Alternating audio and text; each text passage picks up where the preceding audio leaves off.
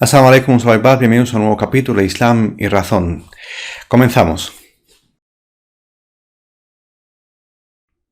Bien, bienvenidos a un nuevo capítulo de Islam y Razón. Hoy vamos a continuar con el segundo bloque, es decir, el bloque de cuál es la postura o la versión del orientalismo respecto al origen y conservación del Corán. Bien, en primer lugar hay que hablar sobre el orientalismo. ¿Qué es el orientalismo? Se puede resumir que el orientalismo es aquella escuela de estudio que nació en la etapa imperial o imperialista en Europa sobre todo, cuando pues, los imperios se expandían a través de sus colonias por el mundo. Entonces había una necesidad de estudiar esas zonas, sobre todo en Oriente y en especial en el mundo musulmán, que es la parte también que fue colonizada de lo que se conocía como el Oriente. En principio estos estudios tenían como objetivos conocer la realidad cultural y social, la historia, las lenguas, el pensamiento de la zona que iba a ser colonizada. Pero aquella parte del orientalismo que se especializó en la tradición musulmana tomó un camino, digamos, mucho más concreto. Y muchos de los autores que veremos que pertenecen a varias escuelas y quizás de las escuelas más importantes, aparte que hay una escuela rusa, una escuela americana, pero las escuelas más importantes es, en primer lugar y con diferencia, la escuela alemana y luego la escuela británica y la escuela francesa. Muchos de estos autores, como Yusuf Sacht, por ejemplo, el autor alemán del siglo XIX, entre el XIX y el XX, se ve a la hora de estudiar su tesis que se construye un objetivo muy concreto en el estudio de la tradición musulmana, y es básicamente intentar desacreditar la idea de que el Corán que tenemos hoy entre nuestras manos es el mismo Corán que fue revelado al profeta Muhammad, la paz sea con él. Y por lo tanto, una vez que queda desacreditado el Corán, pues queda desacreditada la profecía de Muhammad. Y sobre esto hay muchísimas obras. Pero, ¿en qué se basan los orientalistas realmente para defender sus tesis? De que el Islam que conocemos hoy día es un Islam, bueno, sobre todo el Corán, no es el Corán en origen que fue revelado al profeta Muhammad, no es el Corán que divulgó Muhammad. Y por lo tanto aquello que se pudo haber dicho no es lo mismo que se conservó posteriormente. Pues según yo tengo entendido, al menos a lo que he concluido hasta ahora, es que el orientalismo se basa en 4 pilares fundamentales, ¿vale? Tienen más cuestiones, pero sobre todo estos son los más importantes. El orientalismo, en el cual no vamos a dedicar mucho tiempo con un capítulo suficiente porque prácticamente se basa en todas aquellas tesis del tradicionalismo del hadith o hadithista. Por lo tanto, si ya conocemos las contradicciones del hadithismo, pues sabremos por dónde van las tesis del orientalismo. Como decía, son 4 los pilares en los que se basan para digamos, exponer o argumentar esas contradicciones del Corán. El primero son aquellos hadices o relatos conservados en las obras del hadith que hablan de que las leyes del Corán en la época del profeta, durante la época del profeta, durante su fallecimiento y después han desaparecido. Han desaparecido las leyes, han desaparecido las obras enteras, se han compuesto de mala forma o algunas súplicas se han confundido con las leyes. Algunas leyes se memorizaban pero no se escribían, como la ley de la lapidación, etc. Es decir, que esto que hemos visto en el primer bloque es uno de los argumentos principales del orientalismo a la hora de exponer sus argumentos de que el Corán no es el mismo que nos ha llegado a día de hoy.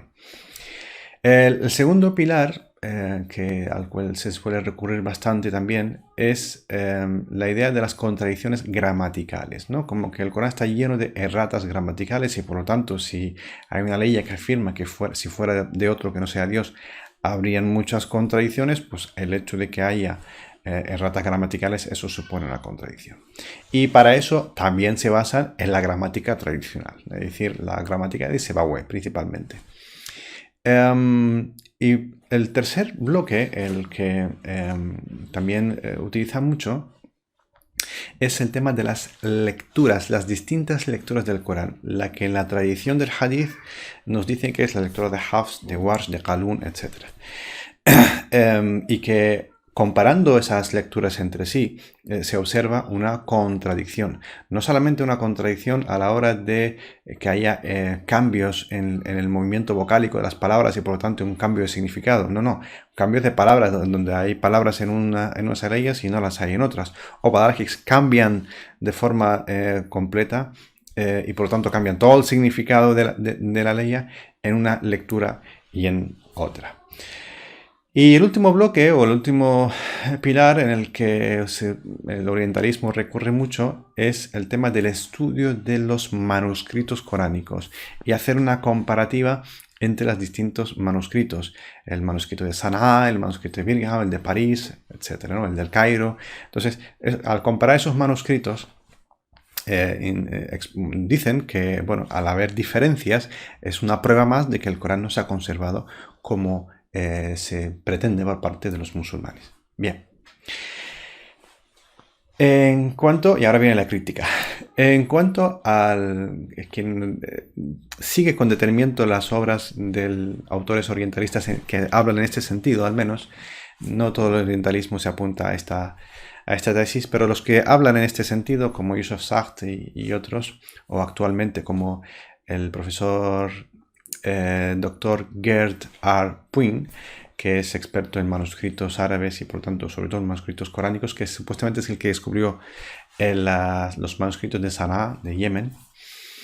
Él hace el método es una cosa muy, muy interesante, y es que aun sabiendo que el Corán como texto históricamente, como documento, fue compilado antes que cualquier otro texto considerado posteriormente, ya sea hadith, sea gramática o sea lo que fuere, da igual. La primera trampa del orientalismo es tratar todos los textos en el mismo nivel. Es decir, como si todos pertenecieran a la misma época, al mismo tiempo y por los mismos autores. Darles misma categoría. Y por tanto, medirlos unos respecto a los otros. Es decir, la gramática sibawé, construida siglo y pico después, es la que va a regir un texto coránico que es mucho antes de que naciera Sibawé. Y eso es una cosa poco académica en ese sentido. La otra cuestión es que cuando es interesante para ellos, dan fiabilidad a los relatos históricos o a los relatos del hadith o a los relatos de la biografía. Un ejemplo de ello lo encontramos en el doctor Gerd R. Puin en uno de sus libros o incluso en uno de sus programas en los que apareció con un programa de difusión de un autor marroquí que se llama Hermano Rashid, un marroquí cristiano, que también el programa busca eso, demostrar a los musulmanes que el Corán está totalmente desvirtuado y está totalmente se contradice la idea de que estuviera conservado. Él en ese programa, muy inteligentemente, selecciona una cita recogida en la biografía de Ibn Hisham sobre el profeta, es decir, la biografía del profeta que compila Ibn Hisham, que a su vez no es la suya, sino él compila un libro desaparecido que es de Ibn Ishaq, que en el año 100 y pico, cuando Ja'far al-Mansur, el califa abásida, le ordena escribir una biografía, la escribe, pero luego esta biografía desaparece y supuestamente Ibn Hisham la había compilado en su obra de 4 tomos. Y le da credibilidad a la historia porque le sirve a él como argumento para lo que estaba explicando. Y esto es una cosa que en orientalismo hace recurrentemente. Cuando interesa un comentario o un relato determinado, le damos credibilidad y decimos, como está recogido la tradición musulmana en la obra de tal, dice esto sobre el profeta, y por lo tanto lo utilizamos como argumento para lo que estamos tratando. Y cuando nos interesa, exponemos las contradicciones y decimos, es que estos relatos se contradicen entre sí. Y esto es una ambigüedad y un trabajo a doble cara que siempre observaremos en las obras de muchos orientalistas. Un ejemplo es la obra precisamente de Ibn Hisham, que pudiera tener muchas historias ciertas o falsas, pero darle credibilidad de por qué sí es problemático, porque si nosotros nada más empezar, abrimos el libro en las primeras páginas, antes de continuar con el resto de historias, Ibn Hisham lo primero que expone es el árbol genealógico del profeta, la paz sea con él, ¿no? Dice, Nasaba Rasulillah, alayhi salam, es decir, el árbol genealógico, y empieza, este es el libro de la biografía del mensajero, Muhammad ibn Abdullah ibn Abdul Muttalib, y empieza, ¿no? Muhammad, hijo de Abdullah ibn Abdul Muttalib, y continúa así durante 50 generaciones, en pocas líneas, apenas son unas 10 o 11 líneas. Y en esas líneas encontramos aproximadamente unas 50 generaciones, desde Muhammad hasta Adam. Y claro, 50 generaciones son apenas 1500 años, como mucho. Si suponemos que cada generación son 30 años. Bien, si uno como académico lee un texto como este, en la actualidad, y observa, nada más empezar, que el criterio del autor, aunque el autor mismo reconoce y Dios sabe más, pero ya poniendo como criterio que el autor le han dicho que esa es la cadena del árbol genealógico del profeta, y que en 50 generaciones termina desde Muhammad hasta Adam, y donde pasa por Isaac y por Abraham y por Noé, etc., pues ya es para ponerlo en cuestión, es decir, ya es para dudar de la validez del criterio del autor, como para luego poner en cuarentena todo el contenido y estudiarlo minuciosamente, información a información, y no jugar al doble juego de cuando me interesa le doy credibilidad y cuando no me interesa expongo las contradicciones. Esto es algo muy recurrente en muchas obras de los orientalistas. Y evidentemente ellos aprovechan el desconocimiento de mucha gente respecto a esta temática, incluso muchísimos musulmanes, ¿no? Y esto pasa otra vez respecto al tema de la gramática. La gramática tradicional, o la que estudian en la Ajorromía, o la que se estudia bueno, que es la gramática de Sibawayh. O sea, la Ajorromía realmente se basa en la gramática de Sibawayh. El Fiqh Malik se basa en la gramática de Sibawayh. Todas las gramáticas que vemos del tradicionalismo se basan en la gramática de Sibawayh. El orientalismo a día de hoy todavía no ha estudiado la gramática coránica. Bien, porque no sé si no es de su interés o es algo que desconoce totalmente, que el Corán tiene una gramática propia, que eso de regir la gramática de Sibawayh, como hace el tradicionalismo, sobre la gramática coránica, es un error metodológico para empezar, ya que una gramática construida siglos posteriormente no puede regir sobre un texto que es anterior, mucho anterior, y por lo tanto tiene más autoridad que la gramática construida posteriormente. Eso por un lado. Entonces, al final, y respecto al tema de los manuscritos, pues claro, en los manuscritos nosotros sabemos en la historia que se han escrito muchísimas versiones del Corán, muchísimas, miles literalmente, y muchas de estas fueron intentos de manipulación, intentos de falsificación, sin ton ni son. Solamente hay que leer la historia de los intentos de falsificación del Corán y vas a encontrar una cantidad inmensa.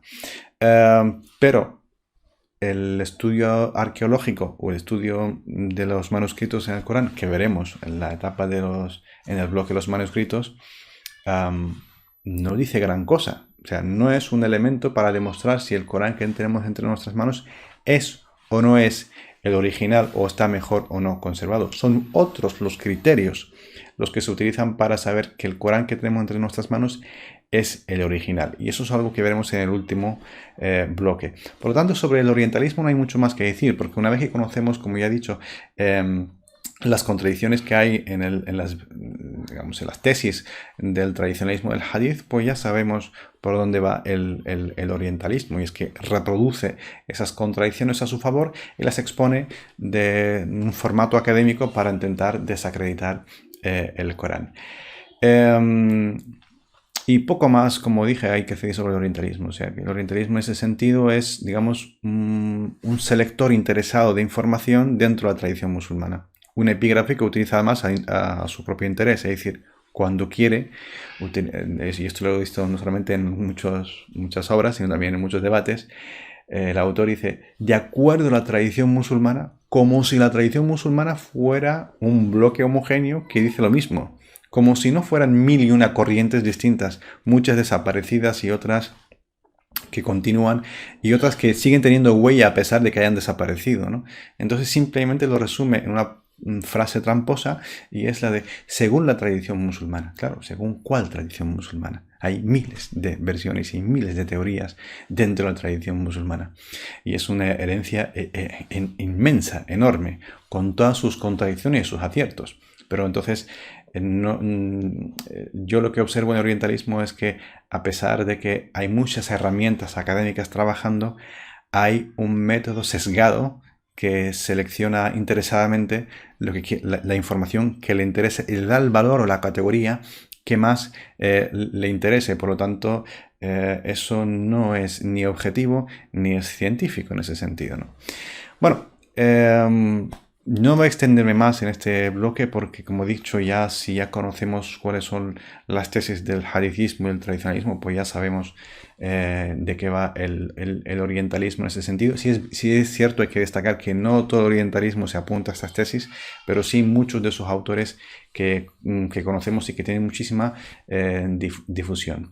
Que tengan un Ramadán Karim, un Ramadán bendito para este mes y que lo puedan aprovechar y que sea un mes de retrospección y de reflexión y meditación.